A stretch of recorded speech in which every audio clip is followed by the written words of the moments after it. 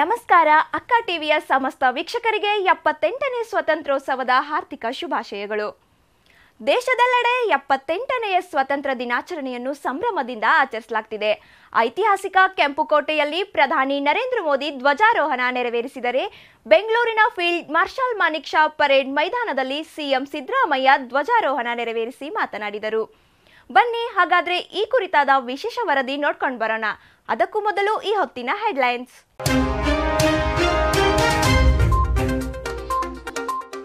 ವಿಕಸಿತ ಭಾರತ ಕೇವಲ ಒಂದು ಪದವಲ್ಲ, ಅದು 140 ಕೋಟಿ ಭಾರತೀಯರ ಕನಸುಗಳ ಪ್ರತಿಬಿಂಬ. ಭಾರತವನ್ನ ಅಭಿವೃದ್ಧಿ ದೇಶವನ್ನಾಗಿಸುವ ಸಂಕಲ್ಪಕ್ಕೆ ನಾವು ಬದ್ಧರಿದ್ದೇವೆ. ಪ್ರಧಾನಿ ಮೋದಿ ಭರವಸೆ. ರಾಜ್ಯದಲ್ಲಿ ಗ್ಯಾರಂಟಿ ಯೋಜನೆಗಳು ಮುಂದುವರಿಯಲಿದೆ. ಗಾಳಿ ಸುದ್ದಿಗಳಿಗೆ ಕಿವಿ ಕೊಡಬೇಡಿ. ಧ್ವಜಾರೋಹಣ ನೆರವೇರಿಸಿ ಮಾತನಾಡಿದ ಸಿಎಂ ಸಿದ್ದರಾಮಯ್ಯ.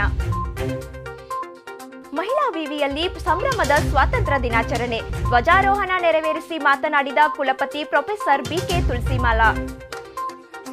ಸ್ವಾತಂತ್ರ್ಯೋತ್ಸವದ ಅಂಗವಾಗಿ ದೇಶವನ್ನುದ್ದೇಶಿಸಿ ಮಾತನಾಡಿದ ರಾಷ್ಟ್ರಪತಿ ದ್ರೌಪದಿ ಮುರ್ಮು. ದೇಶದೆಲ್ಲೆಡೆ ಇಂದು 78ನೇ ಸ್ವಾತಂತ್ರ್ಯೋತ್ಸವವನ್ನು ಸಡಗರ ಸಂಭ್ರಮಗಳಿಂದ ಆಚರಿಸಲಾಯಿತು. ನವದೆಹಲಿಯ ಕೆಂಪುಕೋಟೆಯ ಮೇಲೆ 11ನೇ ಬಾರಿಗೆ ಧ್ವಜಾರೋಹಣ ನೆರವೇರಿಸಿದ ಪ್ರಧಾನಿ ನರೇಂದ್ರ ಮೋದಿ ಅವರು ದೇಶದ ಮೊದಲ ಪ್ರಧಾನಿ ಜವಾಹರ್ಲಾಲ್ ನೆಹರು ಮತ್ತು ಮಾಜಿ ಪ್ರಧಾನಿ ಶ್ರೀಮತಿ ಇಂದಿರಾ ಗಾಂಧಿ ಅವರ ದಾಖಲೆ ಸರಿಗಟ್ಟಿದರು. ಸಮಾರಂಭದಲ್ಲಿ ಪ್ರಧಾನಿ ಧ್ವಜವಂದನೆ ಸ್ವೀಕರಿಸಿದರು. ಕಾರ್ಯಕ್ರಮದಲ್ಲಿ ಹೆಲಿಕಾಪ್ಟರ್ ಮೂಲಕ ಪುಷ್ಪಾರ್ಚನೆ ಮಾಡಲಾಯಿತು. ಧ್ವಜಾರೋಹಣ ನೆರವೇರಿಸಿದ ಪ್ರಧಾನಿ ನರೇಂದ್ರ ಮೋದಿ ದೇಶದ ಜನರನ್ನು ಉದ್ದೇಶಿಸಿ ಮಾತನಾಡಿದರು. 140 करोड़ मेरे परिवारजन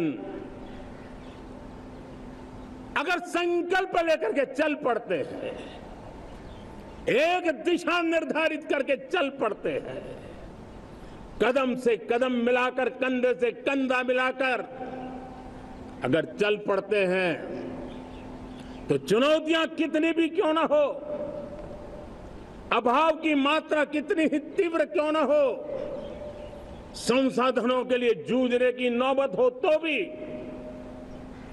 हर चुनौती को पार करते हुए हम समृद्ध भारत बना सकते हैं.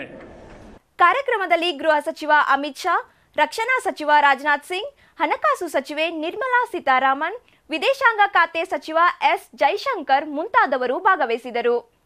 ಬೆಂಗಳೂರಿನ ಮಾನಿಕ್ ಶಾ ಪರೇಡ್ ಮೈದಾನದಲ್ಲಿ ನಡೆದ 78ನೇ ಸ್ವಾತಂತ್ರ್ಯ ದಿನಾಚರಣೆ ಕಾರ್ಯಕ್ರಮದಲ್ಲಿ ಮುಖ್ಯಮಂತ್ರಿ ಸಿದ್ದರಾಮಯ್ಯ ಅವರು ಧ್ವಜಾರೋಹಣ ನೆರವೇರಿಸಿದರು.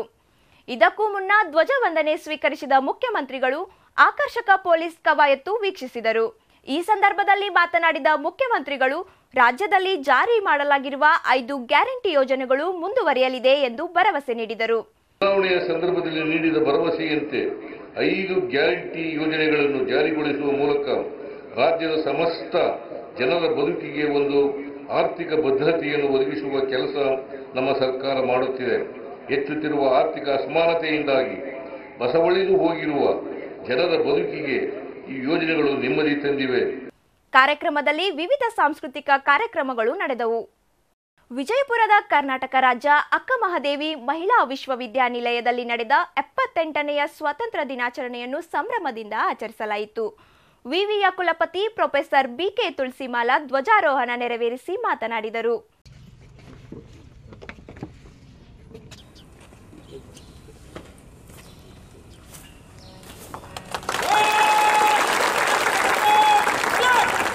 ಉನ್ನತ ಶಿಕ್ಷಣ ಕ್ಷೇತ್ರದ ಮುನ್ನೋಟದ ಬಗ್ಗೆ ನಮ್ಮ ನಿಲುವುಗಳೇನು, ನಾವು ಯಾವ ಥರದ ಚಿಂತನೆಗಳನ್ನ ಮಾಡ್ತಾ ಇದ್ದೀವಿ, ಯಾವ ಆಯಾಮಗಳಿಂದ ನಾವು ಸಿದ್ಧತೆನ ಮಾಡ್ಕೋತಾ ಇದ್ದೀವಿ, ಇದೆಲ್ಲದನ್ನು ಕೂಡ ಇವತ್ತು ನಾವು ಬಹಳ ಬಹಳ ಗಂಭೀರವಾಗಿ ಪರಿಗಣಿಸಬೇಕಾಗಿದೆ. ಕಾರ್ಯಕ್ರಮದಲ್ಲಿ ಧ್ವಜವಂದನೆ ಸ್ವೀಕರಿಸಿದ ಅವರು ರಾಷ್ಟ್ರಪಿತ ಮಹಾತ್ಮ ಗಾಂಧಿ ಮತ್ತು ಡಾಕ್ಟರ್ ಬಿಆರ್ ಅಂಬೇಡ್ಕರ್ ಅವರ ಭಾವಚಿತ್ರಗಳಿಗೆ ಪುಷ್ಪ ನಮನ ಸಲ್ಲಿಸಿದರು. ಕಾರ್ಯಕ್ರಮದಲ್ಲಿ ಕುಲಸಚಿವ ಶಂಕರಗೌಡ ಸೋಮನಾಳ್ ವಿದ್ಯಾರ್ಥಿಗಳಿಗೆ ಸ್ವಾತಂತ್ರ್ಯದ ಕುರಿತು ರಸಪ್ರಶ್ನೆ ಕಾರ್ಯಕ್ರಮ ನಡೆಸಿಕೊಟ್ಟರು.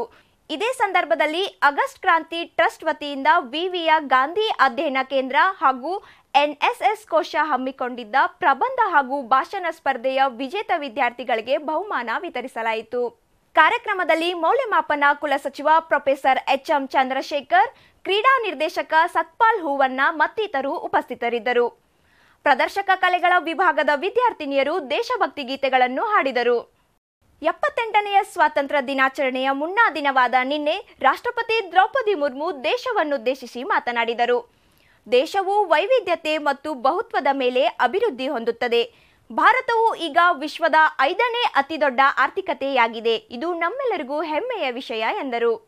ये हम सभी के लिए गर्व की बात है कि भारत दुनिया की 5वीं सबसे बड़ी अर्थव्यवस्था बन गए हैं और हम शीघ्र ही विश्व की 3 शीर्षस्थ अर्थव्यवस्थाओं में स्थान प्राप्त करने के लिए तैयार है. ಇವಿಷ್ಟು ಈ ಕ್ಷಣದ ಸುದ್ದಿಗಳು. ಸುದ್ದಿ ಹಾಗೂ ಮನರಂಜನೆಗೆ ಸಬ್ಸ್ಕ್ರೈಬ್ ಮಾಡಿ ಅಕ್ಕಾ ಟಿವಿ.